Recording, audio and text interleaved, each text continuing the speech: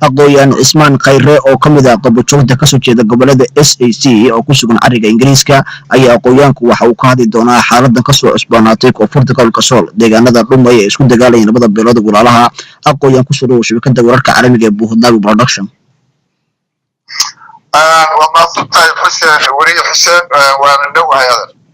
waaye aqoonyahan bal xaaladdan labada beelood oo soo noqotay isku dagaalayeen deegaanada Dhumay حالات لبدا بلد محبة قدر ساقويا. بسم الله الرحمن الرحيم. الحمد لله رب العالمين وبه نستعين على أمور الدنيا والدين. صلى الله على نبي محمد وصحبه وسلم ومن تبعهم بإحسان إلى يوم الدين. مركب ورئيسا شبكة إذا عدى بوه الله ورياش دماء شقالها والسلامية دماء تدوينها dadweynaha Soomaaliyeed ee reer SSC bacda salaam waxa leeyahay arintani arrin masiibo ah way ahayd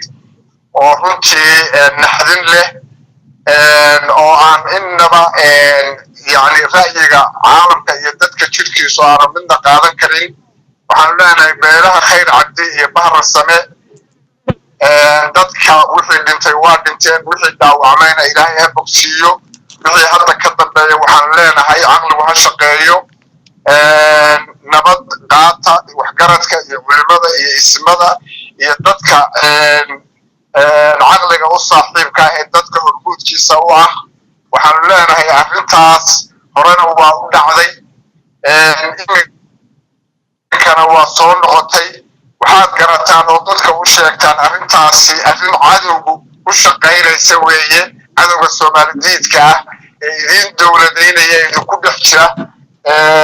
sida yaxaaska u shaqaynaya ee marka ay dhibaatadu dhacdana odhanaya way idin dhex galaynaa marka horena arrinta ka shaqaynaya oo kilkilinaya arrintaa laga feejignaado waxaadna ku dadaashaan wixii dhacay way dhaceen hadda sidii aad uga feejignaan lahaydeen in waxa iyo wax la mid ah oo dambe ay soo noqdaan sidii dadka aad nabad waarta ay labada beelood ugu soo dabaali lahaayeen uga shaqayn lahaayeen dhexdooda haddii aanay iyagu ka shaqayn adeer cid kale ka shaqayn kari mayso labada beelood ee khayr cabdi iyo bahrasana waxaan leenahay waxgaradkiina iyo taladiinu ha shaqayso aragtidiinu meel dheer ha gaadho dadka nabadgeliyo iyo ma garanaysaa isjacayl iyo waxa ay dadku isu yihiin ku soo celiya kana feejignaada cadowga idinku hareeraysan ee idin dowladeynaya idinku dhex jira ee dadka jeegaanta iyo gobolada waqooyi laydinka soo diray ee beelaha idinkoo kala ah beel u dowladaysa adduunka kama jirto arrintaa laga feejignaadaan leeyahay waayahay aqoonyahan Cismaan Khayre ee kaasu aqoonyahan waxa ku jirna waraysigeena ismada gobolada SSC dhamaantood waxay ku sugan yihiin deegaanada shaqada ku dhaxmartay labada beelood walaalaha ah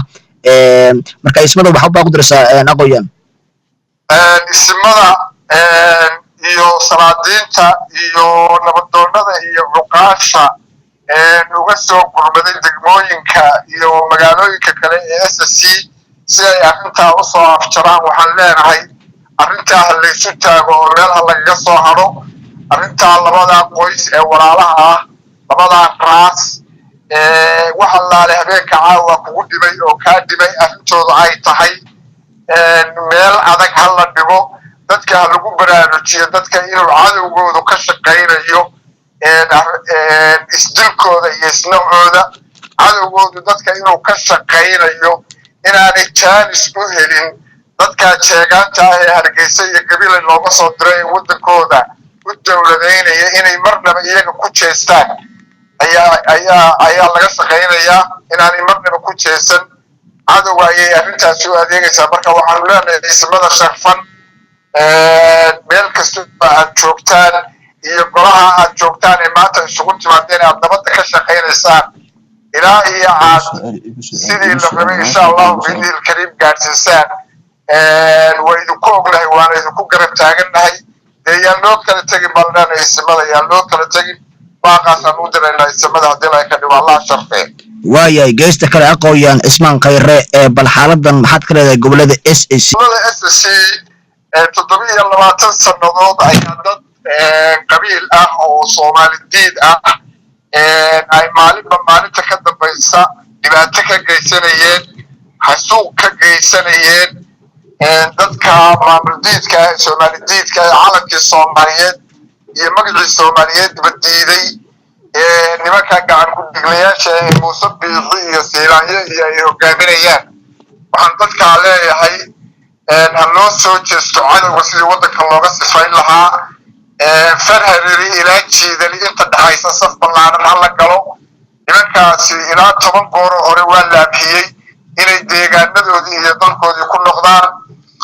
dadka kani gobolada SSC waa Soomaali waa gobolada Puntland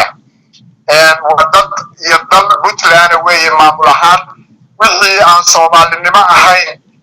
nimanka deegaanka ee Hargeysa ka soo duulay ay wadaan deegaan laga yeelin dhulkana mabdaoodana ha laga sifeeyo dadka qoryaha sitay ee dhulka ku soo duulayna saf ballaaran ha lagu qaado laga tirtiro wadanka laga tirtiro dhan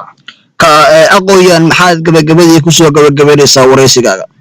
ku soo xuli lahayn hadalkayga dadkan gobolada SSC waa Puntland waxaan marka dawladda Puntland ee uu hogaaminayo mudane Cabdiwali Maxamed Cali Gaas iyo injineer Cabdixakiin Xaaji Cabdullaahi Xaaji Umar Caamay golaha baarlamaanka golaha wasiirada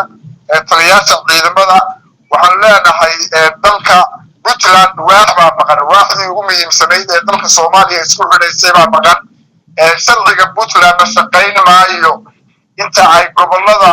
Sool iyo Sanaag iyo gobolka Cayn dadka Soomaaliyeedka uu gacantooda ku jiro waxaan leenahay hal la dedejiyo xoreynta wadanka iyo sifaynta mabda'a Soomaaliyeedka ku soo fidaya dalka laga hortago ciidamada fulinta jooga geesiyada waxaan leeyahay isu taaga sidii aad dalka uga sifayn lahaydeen ugana tirtiri lahaydeen mabda'a Soomaaliyeedka ee Muuse Biixi iyo sheegaantu ay wadato shacab weynaha marka reer Puntland meel ay joogaan dibadda iyo gudahaba waxaan leenahay ciidamada geesiyaasha ah ee fulinta jooga hal isu taago hal isgarab taago sidii wadanka loo xoreyn lahaa